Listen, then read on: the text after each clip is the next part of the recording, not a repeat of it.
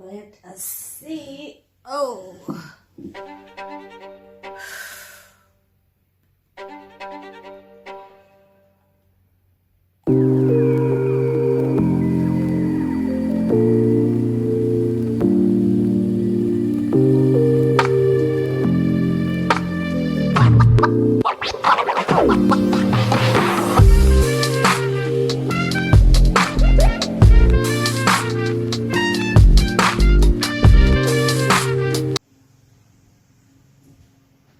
Hi guys, welcome back to my channel. My name is Chuma, Gesi. Yo, I can't believe we are Papa. Come on now, dog. Come on, man. I am trying to do like let's talk session. No, I hardly do those things, but yeah, I'm gonna try and do like the 8 things I stopped doing in my 30s, as I am leading to my late 30s. Okay, I'm in my late 30s, so I'm gonna try and like had a realization that there are things I stopped doing in my 30s. Lately, I've been reflecting a lot. I don't know if it's because I'm getting older, because I'm a mom now, or because has simply been teaching me different lessons. But I've realized something. For the longest time, I thought happiness. For the longest time, I thought happiness came from adding more to life. More achievements, more money, more routines, more productivity, more goals. And I'm learning a lot. I think since I became a mom, I'm learning more about that is not happiness. They're just life lessons, what life has been teaching me, and maybe you'll see a bit of yourself in them too. So please don't forget to subscribe, to like, to comment, and to share. Please share. Yeah, I'm learning that. But recently I've realized that some of the biggest changes in my life haven't come from adding things. They've come from letting certain things go. So today I wanted to share a few things I've slowly stopped doing in my 30s. These aren't rules, and I'm definitely not saying I've mastered them. The first thing I stopped doing is waiting for the perfect time. I've never waited for the perfect time. I'm one person who really doesn't procrastinate a lot. I do procrastinate, but I don't procrastinate a lot. So I'm not that person who waits for the perfect time, but I've always been that person who doesn't really wait for the perfect time, because I feel like that's procrastination. I can only do this chit chat when I'm putting on makeup. I hope I don't offend anyone without it. I'll start when I'm feeling, I've already planned it, so I'll start when I'm feeling alright. But honestly, if I had kept waiting, I probably would have uploaded most of my videos here on this channel. Life doesn't pause until everything is perfect. If anything, it keeps moving. I've learned that imperfect action will always take you further than perfect intentions. Sometimes God is just waiting for us to make the first move. 2, comparing my journey. The second thing I've been letting go of is comparing my journey to everyone else's, especially with social media. Social media is beautiful, but if we're not careful, it can make us feel like we're behind. You scroll for 5 minutes and suddenly someone has bought a house, someone else is traveling overseas, another person has started a business, and before you know it, you questioning your own progress. I've been questioning my own progress when it comes to YouTube, the YouTube journey. I'm not that person who compares a lot, but with my YouTube channel, when it comes to my YouTube channel, I've been in this journey, so I have to remind myself, why did I start? I honestly enjoy doing things. I do enjoy sharing some parts of my life. I've got a lot of hard days and I don't share them. So that is my number 2. Number 3, feeling guilty for choosing myself. This one took me a long time to learn. As a woman, especially once you become a mom, it's so easy to, I'm a new mom, so it's so easy to put everyone else first. Work comes first, family comes first, the house comes first, and somewhere along the line, I disappear from my own list.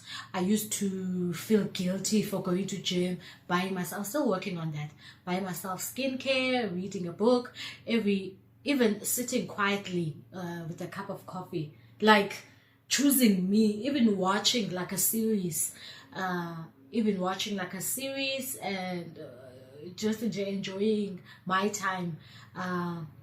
Now I've realized that taking care of myself doesn't take out. Just choosing myself once and then one. I'm actually really learning that. It's becoming, let me just say it like that. Even having chocolate. So my mothers don't always go according to plans. Going back to that, not feel guilty. I need to do better when it comes to choosing myself. I think it's become worse now that I'm a mom. It's becoming worse. I have to constantly remind myself not to forget about myself. Yeah. Okay, the fourth thing is chasing perfection. Another thing I've stopped doing is chase perfection. My mornings don't always go according to plan. They don't. We are in such a rush, and I hate that.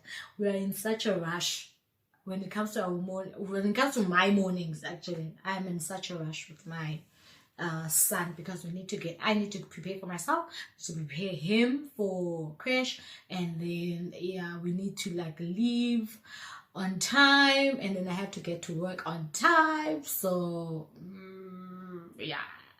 so my mothers don't always go according to plan. Some workouts get skipped also, and I need to not feel bad about that. Yeah, well, it's like going back to that, not feel guilty thing. Sometimes dinner is something quick because everyone is tired. Some weeks I don't upload when I want to, and that has to do a lot with I probably don't have content. I probably don't have content, and it's not that I'm chasing perfection. There's just that things are not working out. I probably don't have content, and it's not that I'm chasing perfection. There's just that things are not working out, and life is happening to me. Yeah, anyway, talk for another day. Like, this is not the 2026 I thought. I planned. Okay, not planned, but because God plans. We plan, but God makes the final decision. But this is not the 2026. This year has been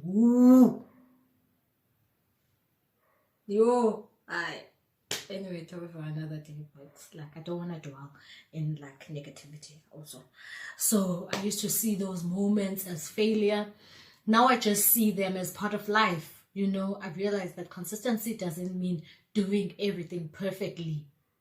It means coming back even after you've had like a bad day. So it's just need to realize that life happens, and we need to move. My number 5 point: thinking success always only comes from one place. Something else that's changed for me is the way I think about success. I love my career and I'm grateful for it. I realized it's okay to dream beyond one job title I've been having. That's part of why I'm taking YouTube more seriously. Yeah, kind of. That's why I'm creating digital products. So I want to start that. I want to start doing digital products. I want to get myself the equipment. I really want to do. I was doing my mom's booklets. She's doing a book. It is a church book. So she wrote everything, obviously. And so I was doing it. She was like, you should do this more often. And I do want to do it. Remember the gabble boxes I did? Remember the deco I did for my son's birthday? Maybe it's those journeys where you need to like it only harvests. Because of the time it will harvest. I just feel like it's a bit. Why is it not showing the fruits? Must I really do this? Must I continue? Must I really do? So I'd love to get that equipment. It's called the Cricut machine. I am a creative at heart, so I really do want to push that, like do labels, do like digital products, like fun things, man. But in this life, you can't just up and do. You must like strategize how you're going to do it. So that's why I've been creating digital, not because I'm trying to become rich overnight, but because I enjoy creating and I want to build something that could one day create more freedom for my family. Some seeds take years before you see them harvest. That doesn't mean they're not growing. And I need to learn that. Like, that needs to be in my system a lot, that okay, I'm doing this YouTube, it's not growing. I see as if it's not growing, but maybe one day it'll grow. Yeah, maybe it's those journeys where you need to, it's so easy to feel like things are very stagnant when you compare. Yeah, well, because now I'm comparing with people who you join 6 months and already being monetized, and I'm not, like, I don't get it. So, but yeah, so that needs to stop also. Because it's that, that's why that's why sometimes you don't see your growth, because you think you're supposed to be here. And God knows the right time, the perfect moment, you'll be there. And it's just that sometimes you think, maybe this is not meant for me. Why is it not why is it not showing the fruits? Why is it not showing the fruits? 6, saying yes to everything. I've also stopped feeling like I have to say yes to every opportunity. When I was younger, I worried that saying no would disappoint people, and now I understand that every yes is also a no to something. Sometimes saying yes to one extra commitment means saying no to the rest, or family time, or peace. I've become much more protective of my time because I've realized it's one of the things we can't get back. Also, I have someone else to think of now, so I can't say yes to everything. That person looks up to me, and I'm responsible for that person. That I want to say yes to him, and I love saying yes to him. Maybe it was easier when I was the only person, but now I've got my baby, and yeah, to say yes to him. So it's not about anything else. It's just, yeah, there's a lot of things I have to say no to. Number 7, being my own worst critic. If I'm honest, I'm still working on this one. I'm very hard on myself. I noticed the video that didn't perform well instead of the people who genuinely connected with it. The goals I haven't reached instead of the ones I've already reached, and that's exhausting. Lately, I've been trying to celebrate progress instead of constantly moving the finish line, because if we never stop to appreciate how far we've come, we'll never feel like enough. So I'm really trying to not be my worst critic, to congratulate myself. Do you understand that this year, I'm saying this year has been hectic. I didn't enjoy my graduation that much. That it happened, grateful that I finished, but it came at this time of my life. I think it's a lot that has been happening in this year. So it came at that time, and I didn't get time to. That's so wrong, because I worked hard on that qualification. How am I being a critic? Okay. Number 8, forgetting to be grateful. Yeah, what? Number 8, the last one is probably the most important. I've stopped rushing past the blessings I've already prayed for. Sometimes I catch myself thinking about everything I still want. I remember that. And then I remember that years ago, I was praying for this life I'm living now. I prayed for stability. I even prayed for passing that, the thing I was talking about, passing my econometrics so that I can graduate. Even sitting here talking to a camera is something I did dream of. That doesn't mean I don't have. Also, I should understand that doesn't mean I don't have more goals. It just means I don't want to miss today's blessing while chasing tomorrow's dreams. So I need to start being more grateful. I need to start not being grateful for the little things. And also, you need to be grateful for the little, so that you need to be grateful for the little things, so that God can also trust us with the big things. So in closing, If there's one thing my 30s are teaching me, or my late 30s, it's that a meaningful life isn't built by having everything figured out. It's built in the ordinary moments, in choosing faith over fear, consistency over perfection, gratitude over comparison, and giving yourself permission to grow at your own pace. I'm still learning. I'm still making mistakes. I'm still becoming the woman I hope to be. And maybe that's beauty in the season. We don't have to arrive overnight. That has made your life feel maybe a bit lighter, because these 8 things I just thought of, they kind of made my late 30s lighter, actually.